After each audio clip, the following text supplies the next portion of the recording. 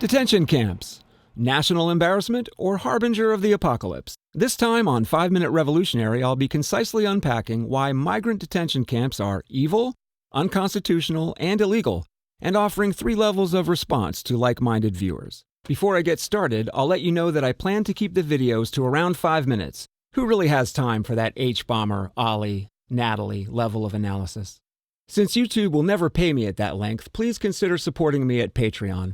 Links to that and to the sources for this piece are in the links below. Subscribe if you like it, because that helps raise the profile, but I won't be begging you to mash anything.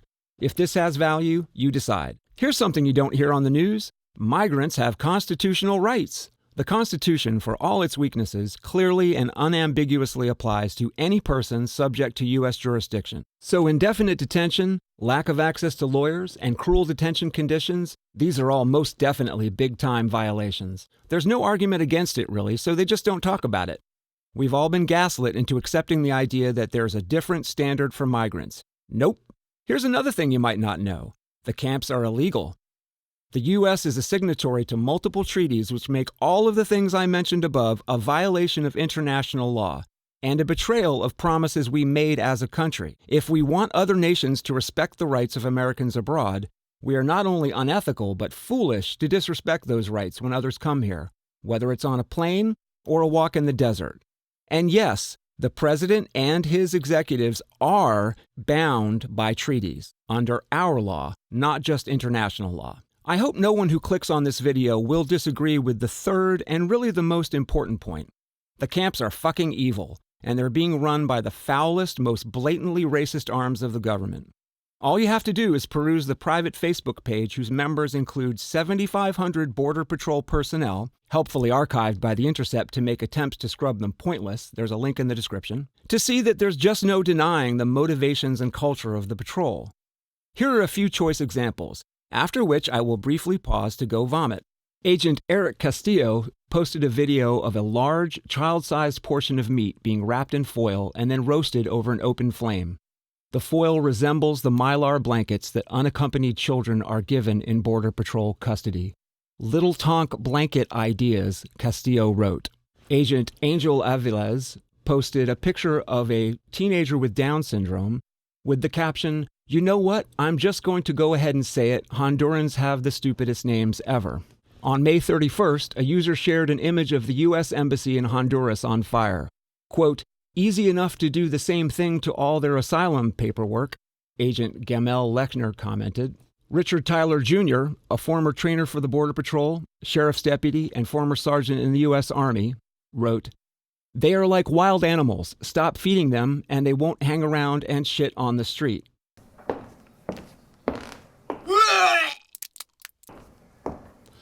Oh, Jesus. There are a lot more, but I can't take it. So you'll have to look it up yourself.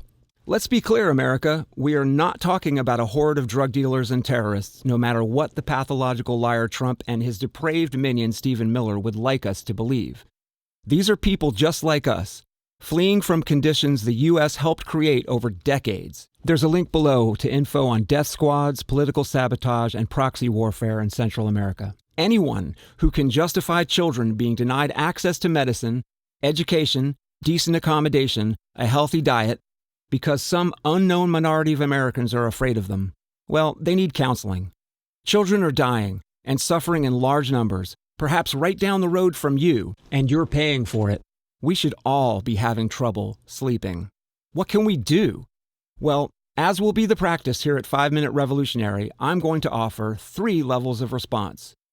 Number 1, the least we can do. Well, you know what's coming. No, not posting on Facebook about it. Write your congressional representatives and governors and state legislators and let them know you don't want another penny budgeted for enforcement until the camps are closed and the kids are either with their families or decently housed and cared for, or both. Let them know this issue is a deal breaker.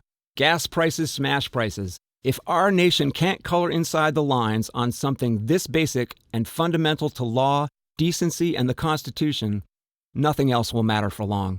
Be appropriate but firm. I've seen it matter. Number 2, this might actually do something. join, financially support, and/or canvass for organizations which are actively working for migrant rights and the closure of the camps. That might be direct action groups or legal aid groups. Links below. These are the people who have made their schedules about this issue.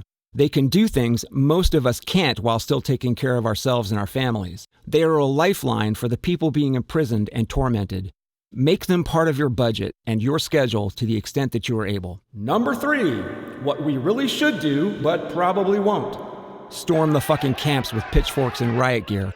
Caveat, the 5-Minute Revolutionary does not advocate harming people for any reason, nor can we recommend breaking federal law. Failing that, at least there should be a physical presence outside these camps every day screaming bloody murder until they're shut down.